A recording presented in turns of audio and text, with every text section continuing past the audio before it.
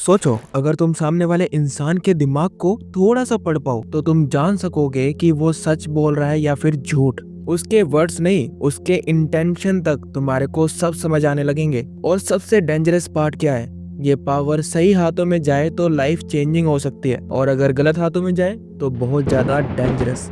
आज की वीडियो में मैं तुम्हें कोई फैंटेसी या फिर मैजिक नहीं सिखाने वाला हूँ, क्योंकि आज हम बात करेंगे रियल साइकोलॉजी की, रियल ह्यूमन बिहेवियर की, और उन सिग्नल्स की जो लोग चाहकर भी नहीं छुपा पाते। वीडियो शुरू करने से पहले मैं क्लियर कर देता हूँ, माइंड रीडिंग का मतलब ये नहीं होता कि तुम किसी का फ्यूचर जान लो या किसी का पास्ट जान लो किसी जादुई तरीके से। ऐसा कुछ भी नहीं होता, बल्कि माइंड रीडिंग का मतलब ये होता है कि ह्यूमन बिहेवियर को ऑब्जर्व करना, पैटर्न को समझना और अनकॉन्शियस सिग्नल को डिकोड करना, और उसके बिहाफ पर ये समझना कि वो क्या सोच रहा है। तो चलिए वीडियो को शुरू करते हैं।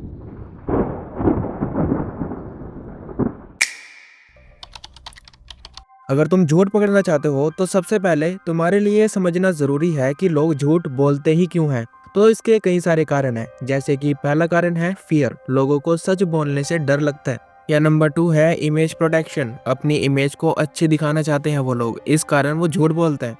नंबर 3 है बेनिफिट, या तो उनको कोई फायदा चाहिए जिसके कारण वो झूठ बोलता है। या नंबर 4 अवॉइड कॉन्फ्लिक्ट, कुछ लोग झूठ इसलिए भी बोलते हैं ताकि झगड़ा नहीं हो, पर ऐसा बहुत कम होता है। और इम्पोर्टेंट बात यह है कि हर कोई इंसान पैदाइशी झूठा नहीं होता, इसलिए जब वो झूठ बोलते हैं तो उनका बिहेवियर चेंज हो जाता है, और वहीं से तुम क्लूज पकड़ सकते हो।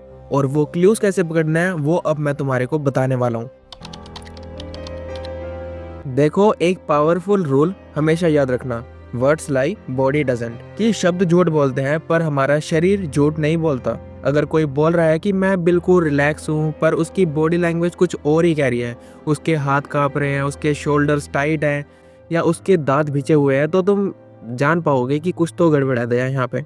और माइंड रीडिंग का सबसे पहला स्टेप यही है, क्या, इनकंसिस्टेंसी को नोटिस करना।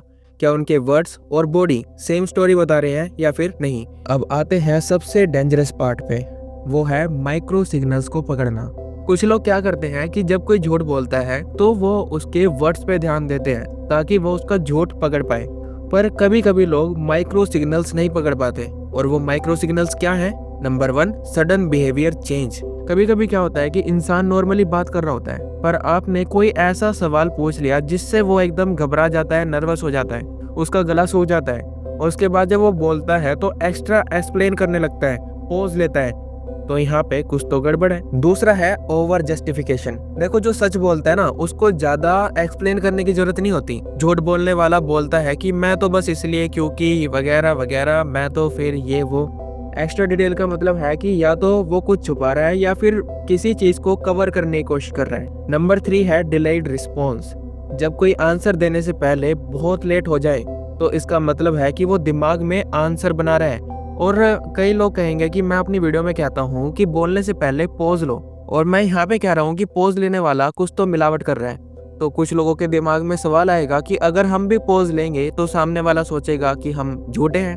देखो, यहाँ पे मैं फर्क क्लियर कर देता हूँ। सबसे पहली बात, अगर आप किसी से बोलते हुए पॉज लेते हो तो उसमें आपके अंदर कॉन्फिडेंस दिखता है। अगर आपने किसी स्ट्रॉन्ग आदमी को नोटिस किया होगा तो वो बोलने से पहले पॉज लेता है, पर अगर किसी झूठे को नोटिस किया होगा तो वो बोलने से पहले पॉज तो जरूर लेता है, पर उसकी बॉडी लैंग्वेज बता देती है कि ये कुछ ना कुछ मिलावट कर रहा है। नंबर 4 है फेक आई कांटेक्ट।